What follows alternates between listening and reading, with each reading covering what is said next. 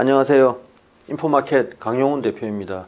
내년 반도체 키워드 세 번째, 그러니까 무한 영역의 파괴입니다. 아니, 영역이 아예 없어지는 건데요.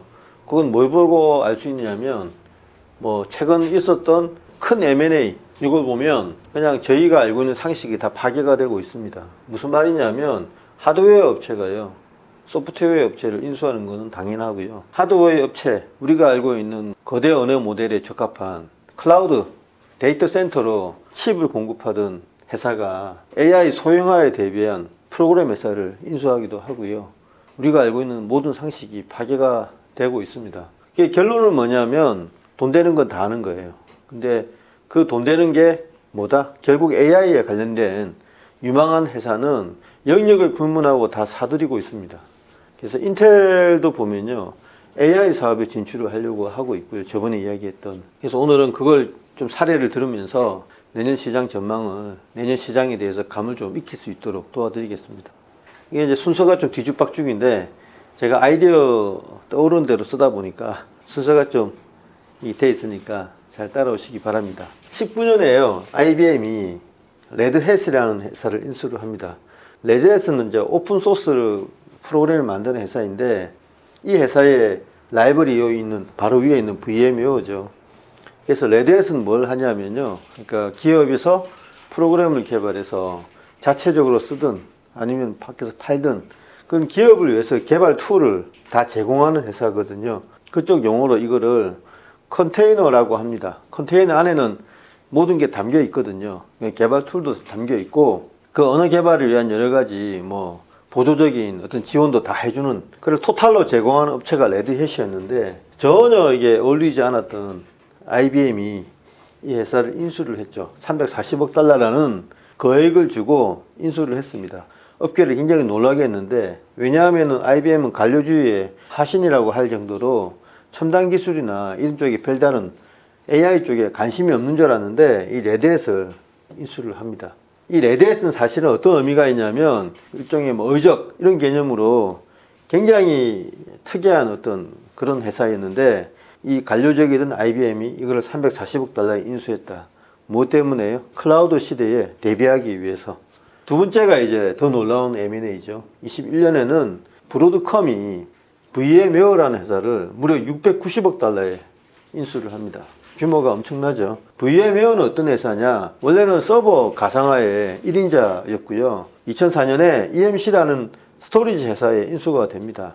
그 전까지만 해도 서버하고 스토리지는 별개로 여겨졌는데, 이게 이제 합병이 되면서 서버하고 스토리지가 융합이 되는 시기가 도래하죠. 그래서 VM웨어가 2010년 이후로는 굉장히 활발한 M&A를 통해서 한때는 아마존, 구글에 맞서는 그 클라우드 업체로 성장을 할 뻔합니다. 퍼블릭 클라우드가 아니고 프라이빗 클라우드 사업에 강점을 가졌는데, 이제 프라이빗 클라우드에서 퍼블릭으로 넘어가려고 하는 단계에 있었던 회사입니다.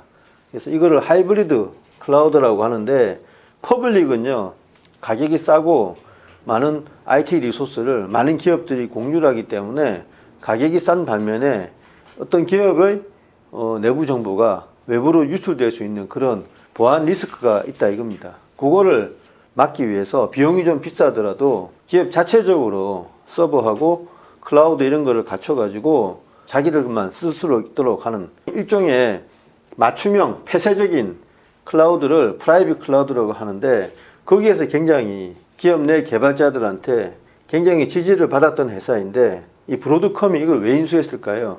브로드컴은 여러분들이 알지만 그 통신용 칩 만드는 회사지 않습니까? 시총은 삼성전자보다 크거든요. 그래서 브로드컴이 이 VM웨어를 인수할 때는 이것도 전혀 어울리지 않는다 이겁니다. 왜냐하면 이 회사는 철저하게 하드웨어 지향적인 칩 설계 회사고요. 이 VM웨어는 소프트웨어거든요. 그것도 클라우드에 관련된. 근데 요거를 인수를 해서 주가가 그 위에 엄청나게 올랐습니다. 물론 브로드컴이 인수한 다음에 VM웨어의 어떤 선명성, 어떤 기술적 지향성이 많이 훼손이 됐다 이런 이야기도 있거든요. 최근에는 VM웨어를 구독형으로 바꾸겠다 이래가지고 반발을 사고 있죠.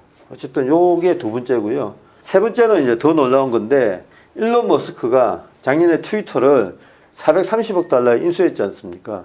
우리나라 언론에서도 일론 머스크의 변덕스러운 어떤 뭐 치기 어린 행동으로 생각을 했는데 이미 다 계획이 서 있었다는 겁니다. 어떤 계획이 있었냐? 트위터에서요, 이름을 X로 바꾸었죠. X로 바꾼 다음 이름을 최근에 GROK, 그록이라는 챗봇을 내놨습니다. 인공지능 챗봇인데 이게 이제 챗 GPT에 도준장을 내민다 이거죠. 트위터, 그러니까 X 안에 수많은 채팅 내용을 바탕으로 학습을 한다 이겁니다. 그래서 특징이 뭐냐면은 좀 유머스러움을 갖췄다라는 특징이 있습니다.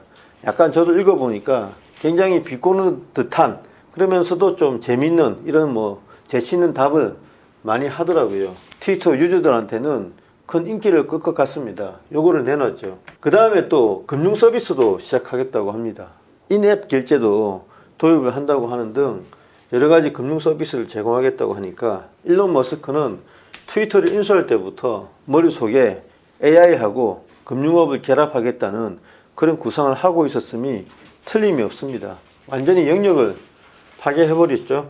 그러니까 이제 테슬라는 어떻게 보면 전기자동차, 그리고 전기자동차에 들어가는 인공지능, 그 다음에 스페이스 X로 대변되는 우주 사업에 이어서 금융업하고 본격적인 AI 소프트웨어 시장으로 진출을 했습니다. M&A를 통해서요. 치기 어린 행동으로 포장이 됐었는데 실제로 보니까 굉장히 정교하게 계산이 됐더라 이겁니다. 네 번째도 놀라운데요. 지금 엔비디아가 ARM을 인수하려고 하고 있죠.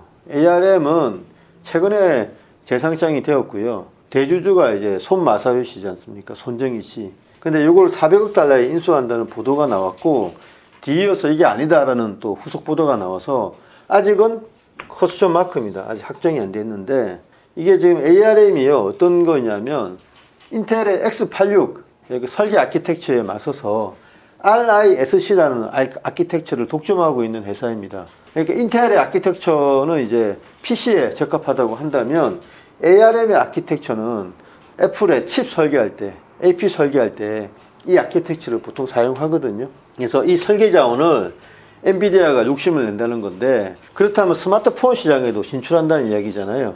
여기까지는 그림이 안 그려졌습니다. 근데 어떤 또 그림이 있었냐면 이게 이제 7월 달에 뒤늦게 밝혀진 사실인데 올해 2월에 옴니ML이라는 회사도 엔비디아가 인수를 했습니다. 옴니ML은 어떤 회사냐면 AI의 소형화를 지원하는 프로그램을 만드는 회사입니다. 그러니까 지금 엔비디아의 이 칩들은 비싸잖아요. 그걸 누가 삽니까?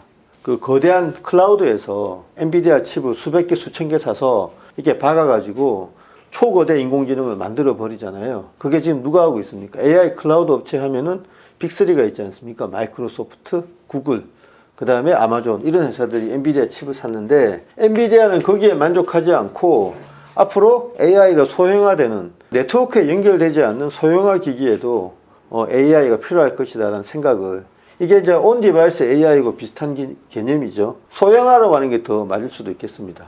심해 지역을 탐사하는 로봇 같은 경우는 인터넷이 연결이 안 될 수도 있지 않습니까? 그러면은 자체적으로 지형 지물을 인식을 해서 자체적으로 판단을 내려야 될 텐데 그때 필요한 게 소형 AI라 이겁니다. 그래서 엔비디아는 이 회사를 사고 나서 ARM을 사는 걸 보면 혹시 소형 AI의 대표격인 온 디바이스 AI, 그러니까 스마트폰 거기에도 진출하려고 하는 게 아니냐 이런 생각을 하게 하고 있거든요. 그리고 지금 다섯 번째가요. 이건 M&A는 아닌데 허깅 페이스라는 일종의 터줏대감이 있습니다. 이 바닥에. 이 회사는 어떤 회사냐면 구글에서 공개했는데 예전에 머신러닝 중에서요. 머신러닝의 알고리즘이 CNN이 있고요.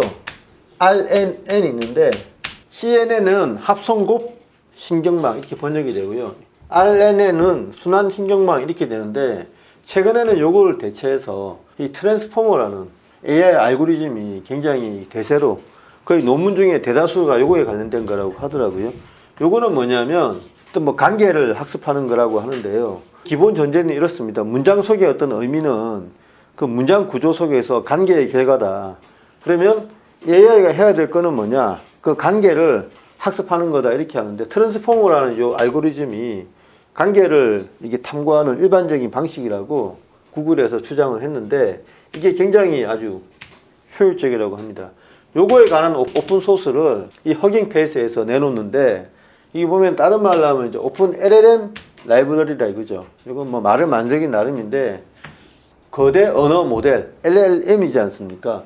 요거를 위한 소스를 갖다 놓은 라이브러리라 이겁니다. 그래서 기업들이 가져가서 자체 내 AI를 구축할 수 있도록, 또 개인이 가져가서 자체 AI를 구축할 수 있도록 툴을 제공하는, 이런 서비스를 제공하는 프랑스계 회사입니다.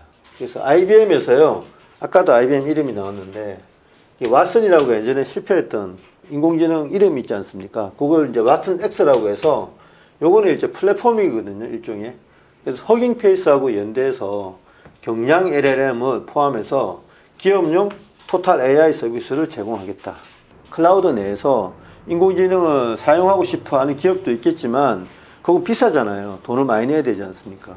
예를 들면 그 컴퓨팅 파워, AI 컴퓨팅 파워를 빌려야 되니까 클라우드 업체에 비용도 많이 내야 되거든요. 우리는 그렇게까지는 필요 없고, 우리 회사 작으니까 이 안에서 인공지능을 워킹하기만 하면 된다. 그렇게 이제 생각하는 기업이 있을 거라 이겁니다. 그래서 IBM에서 그런 서비스를 제공하겠다고 하고 허깅 페이스하고 연대를 하자 이렇게 돼 있고요. 델도 마찬가지입니다. 이것도 LLM은 온프레미스로 제작 구축하는 오픈소스 포털을 만든다고 하는데, 이 온프레미스는 무슨 말이냐면 기업 내부에만 쓴다 이 말입니다. 이걸 반대되는 말이 클라우드죠. 예, 기업 외부까지 다 되는. 그래서 온프레미스로 제작 구축해서 하는 오픈소스 포털을 만드는데, 여기에 기업 고객들을 유치하겠다 이겁니다. 그러려면 허깅 페이스하고 우리하고 연대를 하자 이렇게 돼서 여기도 연대한다 이렇게 돼 있는데, 허깅 페이스가 지금 네 번째 투자를 받는데 IBM은 여기 투자를 했을 것 같고요. 델도 뭐 투자를 했겠죠. 이것도 아마 M&A 전 단계로 있는 것 같고요. 델하고 IBM도 이제 이 언어까지 넘본다 이거예요. 그래서 이것도 뭐 굉장히 의미 있는 움직임입니다. 델은 원래 이 VM웨어의 소유주였습니다. 팔아먹었죠. 그 다음 남은 거는 이제 델한테는 EMC만 남아있습니다. 이게 지금 이제 이런 식으로 무한 확장을 하게 되면 투자가 굉장히 어려워집니다.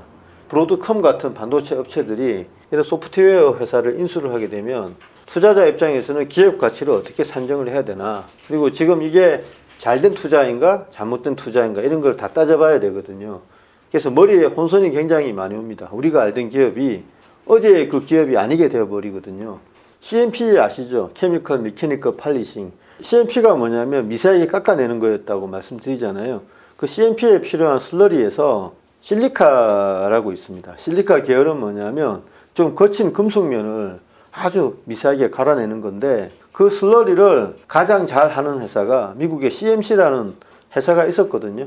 CMC라고 하기도 하고 캐봇이라고 하기도 하는데, 이 회사가 인테그리스라는 그 동종업체한테 인수를 당했어요. 그래서 상장 폐지 직전이거든요. 지금 아예 거래가 안 됩니다. 그래서 아마 우리가 이런 앞으로 내년에 이런 어마어마한 영역 파괴와 함께 부수되는 M&A 때문에 잘 봐야 됩니다. 갑자기 회사가 사라질 수도 있고 거래 정지가 될 수도 있고, 갑자기 M&A가 되면서 뭐 HP, SP도 지금 그런 이야기가 나오는데, 잘 거래되다가 갑자기 거래 정지가 되는 그런 경우가 국내에도 비일비재할 것 같다. 24년에 반도체 시장에도 AI를 향한 거대한 M&A의 태풍이 불 것 같다. 이게 제 예상입니다. 네, 감사합니다.